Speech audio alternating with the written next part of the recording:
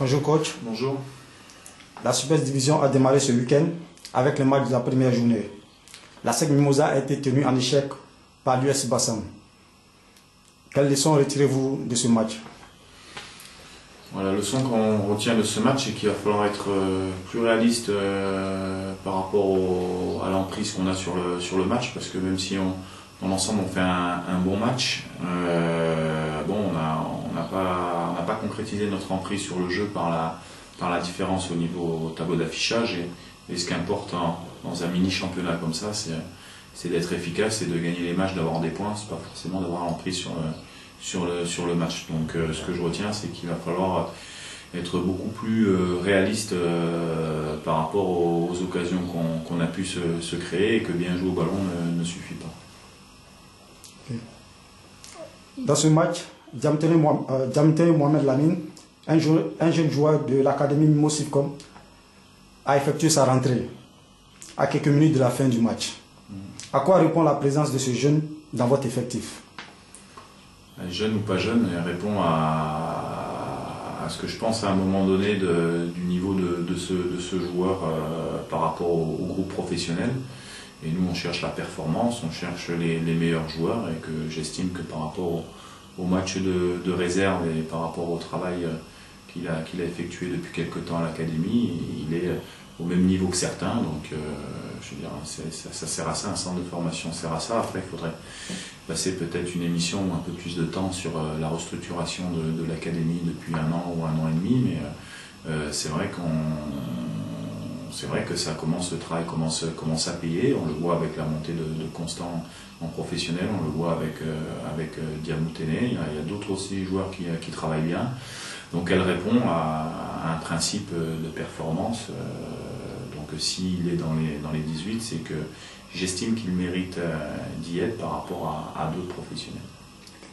Justement, vous avez publié la liste des 30 joueurs avec lesquels vous comptez mener cette dernière ligne droite de la Super Division de la Ligue 1. Curieusement, le nom d'Alex Aguier-Josier, la recrue du dernier mercato, n'y figure pas. Comment expliquez-vous cela? Quand on prend un joueur au mercato, c'est qu'il doit nous apporter quelque chose immédiatement qu'on n'a pas dans notre équipe. Donc en le recrutant, c'est ce qu'on pensait, c'est ce que lui pensait également.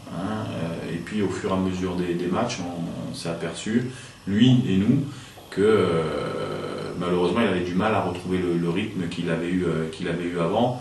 Bon, vous savez très bien que la supervision, c'est 2 mois, on n'a pas le temps d'attendre malheureusement. Il a très bien compris, et le choix fait que, on parlait d'académie tout à l'heure, mais à l'académie, il y a des joueurs qui sont à égale valeur que ce joueur-là, et que nous, on préfère faire de la promotion interne plutôt que de barrer la route à un jeune qui est en pleine progression. La deuxième journée est prévue ce dimanche contre la JCAT, qui lui a remporté son match de la première journée. N'est-ce pas un match à ne pas rater après ce débat? Ouais, je pense qu'il faut mettre chaque chose en son temps.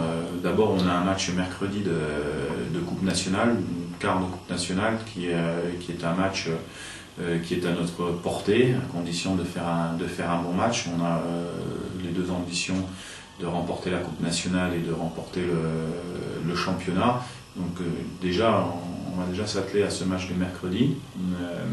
Et puis après, effectivement, il y aura le match de dimanche de la JCA, qui restera un match important, au même titre que celui de Bassam était important, au même titre que les suivants seront importants. Maintenant, on est 3e sur 6 par rapport au début.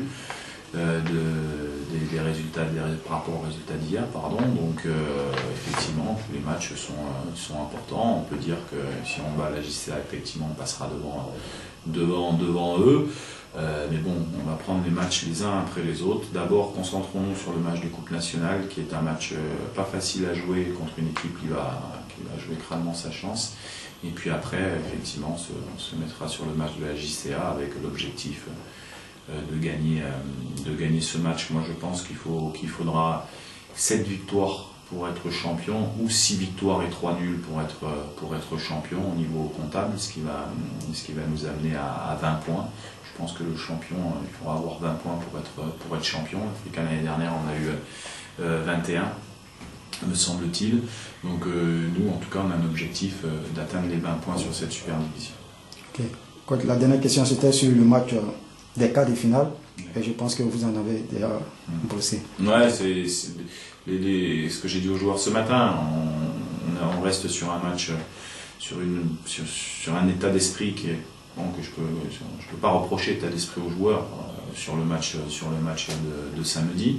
Ils sont bien battus, on a été menés, on est revenu au score. On aurait dû faire la différence d'ailleurs sur notre temps fort en fin de match. Et bon, il faut garder cet état d'esprit-là et surtout pas négliger et penser qu'on est automatiquement plus fort que cette équipe de Bouaké. Mais mettre beaucoup d'humilité, beaucoup de rigueur dans le match de mercredi qui nous servent mentalement à garder cet état d'esprit qui est beau. Okay. Merci coach et bonne chance.